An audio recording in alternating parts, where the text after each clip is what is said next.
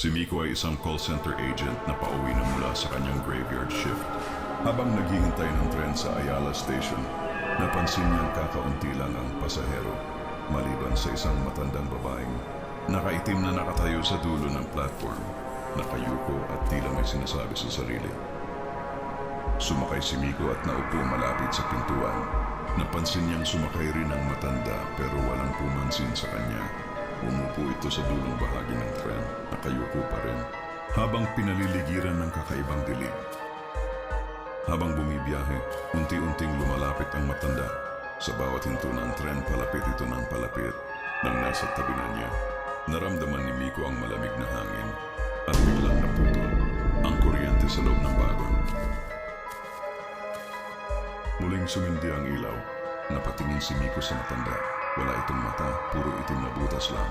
At sa kanyang tenga bumulong ito ng "Kasama ka na namin." Biglang huminto ang tren. Napalingon si Miko, pero wala na ang matanda. Sa halip sa refleksyon ng bintana, nasa likod na niya ito, nakangiti.